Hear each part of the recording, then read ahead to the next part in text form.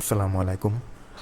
আপনি যদি ইউটিউবে নতুন হয়ে থাকেন এবং নতুন করে ইউটিউবে কাজ করে কেরিয়ার গড়তে চান, তাহলে এই ভিডিওটি আপনার জন্য।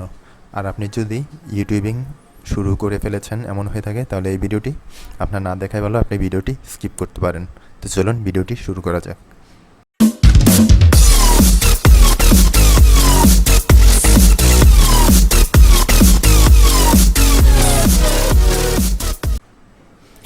তো প্রথম কথা হচ্ছে, আপনি ইউটিউবিং কেন শুরু করবেন বা কেন শুরু করতে চান? এর উত্তর হতে পারে, আপনি আপনার কোনো অভিজ্ঞতা শেয়ার করতে চান, আপনি আপনার কোনো বক্তব্য শেয়ার করতে চান বা আলাপ আলোচনা ভিডিওর মাধ্যমে শেয়ার করতে চান। তারপর আপনার বিভিন্ন টিপস ট্রিক্স যদি আপনি সবার মধ্যে ছড়িয়ে দিতে চান। এছাড়া আপনি আপনার বানানো কোনো কন্টেন্ট, সেটা রান্নার ভিডিও হতে পারে, খেলাধুলা হতে পারে বা অন্য যে কোনো হতে পারে, যা বা আপনি ফ্রিল্যান্সিং করেন, সেই ফ্রিল্যান্সিংয়ের বিভিন্ন কাজ হতে পারে যেটা আপনি অন্য সবাইকে শেখাতে চান, সবার মধ্যে ছড়িয়ে দিতে চান, তাহলে আপনি ইউটিউবিং করতে পারেন। আচ্ছা, তারপর হচ্ছে আপনি ইউটিউবে কী নিয়ে কাজ করতে চান। আচ্ছা, ইউটিউবে কাজ করতে হলে বিভিন্ন ক্যাটাগরি আছে, আপনি যে কোনো ক্যাটাগরি নিয়ে কাজ করতে পারেন। এখন আপনি কোন ক্যাটাগরিটি বেছে নেবেন সেটি নির্ভর করছে আপনার মধ্যে কী ধরনের প্রতিভা আছে। এখন আপনি যদি ভালো পড়াশোনা করতে পারেন, তাহলে আপনি আপনার পড়াশোনা দিয়ে মানুষকে কোনো কিছু শিখিয়েও ইউটিউবিং করতে পারেন। আপনি যদি ভালো ফ্রিল্যান্সিংয়ের কাজ জানেন, তাহলে আপনি ফ্রিল্যান্সিংয়ের কাজ ভিডিও করে, স্ক্রিন রেকর্ডার দিয়ে ভিডিও করে সেটা আপনি সবার সাথে শেয়ার করতে পারেন, বিভিন্ন টিপস ট্রিক্স শেয়ার করতে পারেন।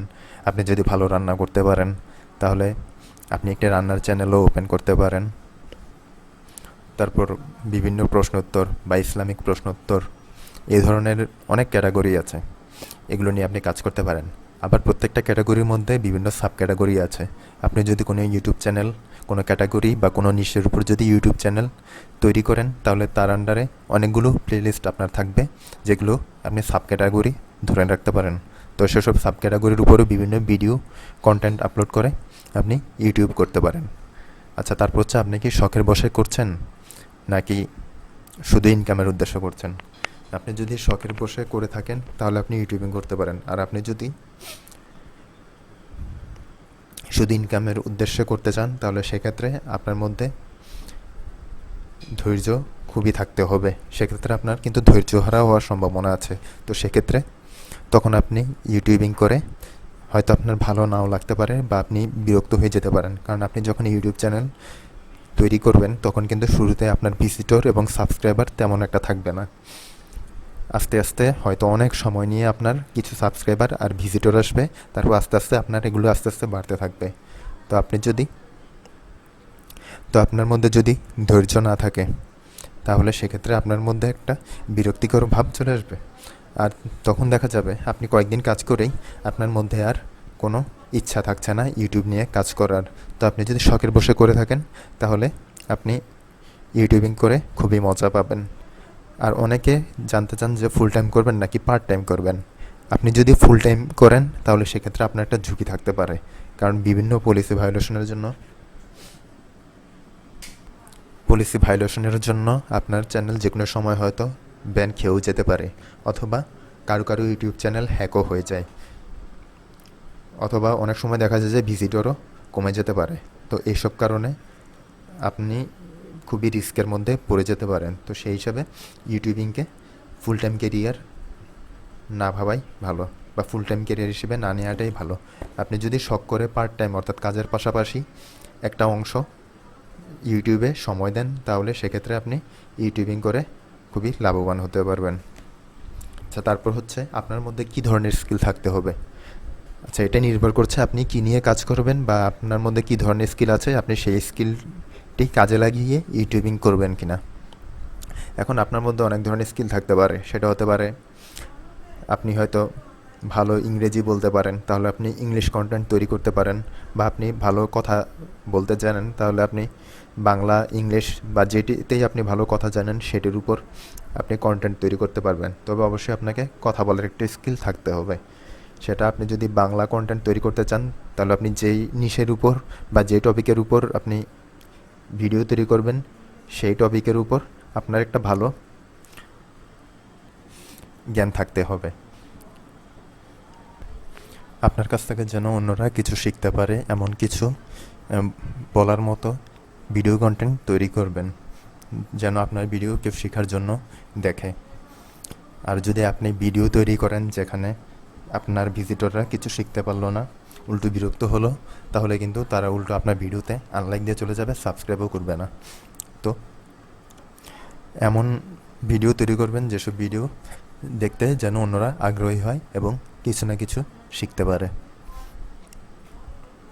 তো সেটা হতে পারে আপনি আপনি কিছু আপনি পড়ালেখা শেখাতে পারেন, বা আপনি যে কোনো কাজ শেখাতে পারেন, বা রান্নাবান্না শেখাতে পারেন, অথবা মনে করুন যে আপনি কোনো রাজনৈতিক বিষয় নিয়ে আলাপ আলোচনা করছেন, বা আপনি নিউজ রিপোর্টার হয়েও ইউটিউবিং করতে পারেন। তো এসব ভিডিওর কিন্তু প্রচুর ভিজিটর আছে। আপনি যদি কোনো একটি নিউজ তৈরি করে তার রিপোর্ট তৈরি করেন, তাহলে কিন্তু আপনি প্রচুর ভিজিটর পাবেন। যা তারপর হচ্ছে কি থাকতে হবে।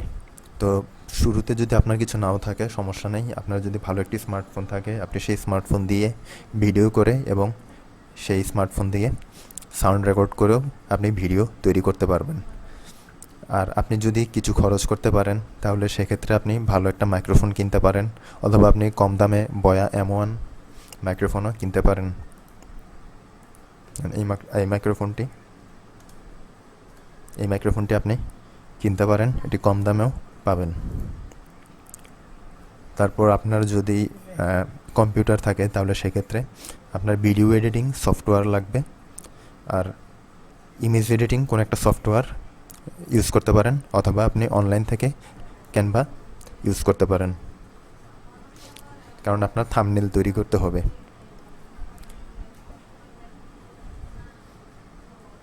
এছাড়া আপনার যদি সাউন্ড কোয়ালিটি ভালো না হয়ে থাকে তাহলে সেক্ষেত্রে আপনি ভিডিও তৈরি করবেন, আর এর পাশাপাশি আলাদা একটি সাউন্ড তৈরি করে বা ভয়েস এডিটরের মাধ্যমে আপনি ভালো কোয়ালিটির একটি সাউন্ড তৈরি করে নিতে পারেন। অর্থাৎ আপনার সাউন্ড কোয়ালিটি ভালো হতে হবে যেন আপনার কথাগুলো বুঝতে পারে সবাই। তো প্রথম আপনার ভিডিও কোয়ালিটি বা সাউন্ড কোয়ালিটি হয়তো খারাপ হতে পারে, তো সেটা আপনি নতুন যখন কোনো একটি কাজ ধরবেন তো সেক্ষেত্রে আপনার দক্ষতা একটু কম থাকতেই পারে, তো এটি আস্তে আস্তে ঠিক হয়ে যায়। তো প্রথম আপনার ভিডিও কোয়ালিটি আর সাউন্ড কোয়ালিটি খুবই খারাপ হতে পারে, কারণ আপনি ইউটিউবে নতুন এসেছেন।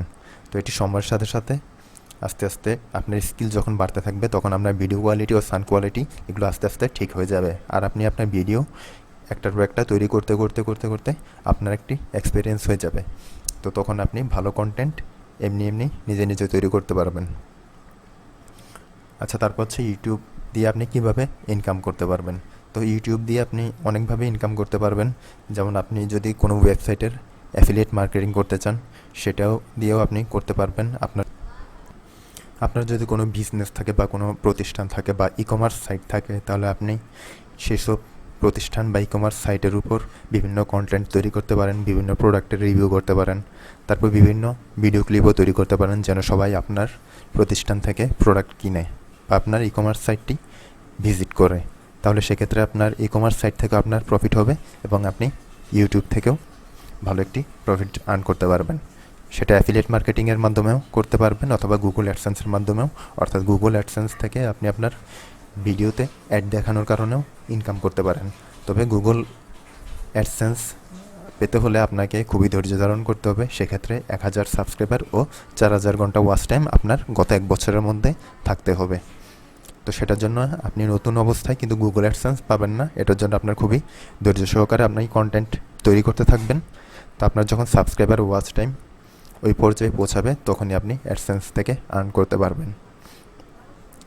তো এই ছিল আজকের এই ভিডিও। পরবর্তী ভিডিওতে আমি আরও অন্যান্য প্রশ্ন নিয়ে আলোচনা করব, কিভাবে আপনারা ভিজিটর আনবেন, কিভাবে সাবস্ক্রাইবার আনবেন, সেগুলো নিয়ে আমি আলোচনা করব।